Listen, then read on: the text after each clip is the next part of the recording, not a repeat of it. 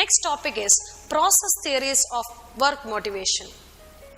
Process theories of motivation deals with cognitive antecedents that go into motivation or effort, and more specifically with the way of cognitive antecedents and of an individual relate to one another. There are mainly two types of process theories. One is Room's expectancy theory of motivation and Portal-Lowell model. This particular types of theory also explains why people are getting motivated. Compared to the content theories of motivation, the process theory explains why people are getting motivated. Room's expectancy theory of motivation have three important variables: valence, expectancy, and how it is being derived based on the instrumentality. The valence explains that the value the individual is giving for the achievement which is getting once he behave in a particular manner.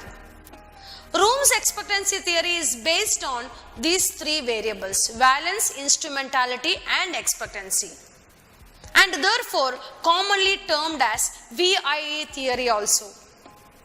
Valence denotes the strength of an individual's preference for a particular outcome. Instrumentality refers to the degree to which a first level outcome would help in attaining the desired second level outcome. Expectancy is the probability that performing a specific action would produce a particular first level outcome or effort.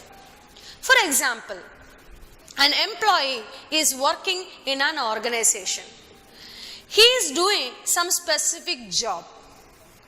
His value is when he performs, he will get some incentive or pay. How much he is giving the value for that particular reward is being determined as valence. If he does not have any value for money, he will not perform. So that is being denoted by valence. Instrumentality means the degree to which the first level outcome, for example, when he is performing a particular job, when he is doing some activity in the job, how far that particular activity will lead to his performance, how far he will be performed, or how far his second level outcome will be attained. The instrumentality refers to the relationship between his activity related to his performance. Expectancy is the probability of pertaining a specific action would produce a particular outcome. When he is doing some activity, it is expected that he will be able to perform. So this is valence, instrumentality, and expectancy. This is Room's expectancy theory. Next is mainly the Portal-Lowell model. Portal and Lowell try to explore the complex relationship between motivation, satisfaction, and performance. And they pointed out that efforts put in by an employee did not directly result in performance. Contrary to Room's expectancy theory, he says that when an employee is doing a particular activity which does not directly giving the performance for the employee, there are various other variables which influence their performance. It is mainly given by value of reward, how much value he is giving for the reward. Next is perceived effort reward probability.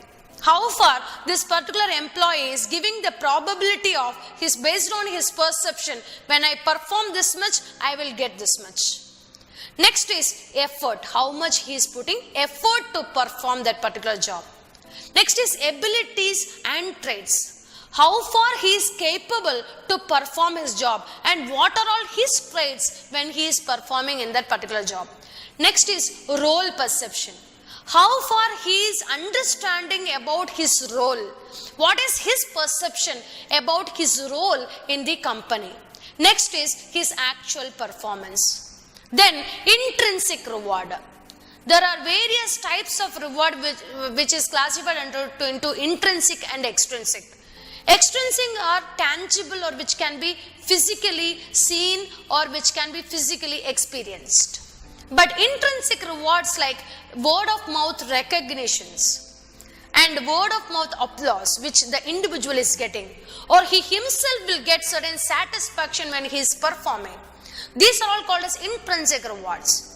Next is extrinsic reward like the actual incentive or the pay which he is getting for his performance or any promotion which he is getting for his performance. Next is perceived equitable rewards. When he is getting the reward, how far he is able to equate the actual reward with his perceived rewards. Whether he is satisfied with the actual rewards which is getting out of the performance based on his perception of his actual rewards. Next is satisfaction. Once he is getting all these things, when this perception is getting matched with the actual, the employees will get satisfied. This again will get motivated and this cycle will continue further. This is called as this particular Porter-Lawler model. These rooms expectancy theory and Porter-Lawler model are the process theories of motivation.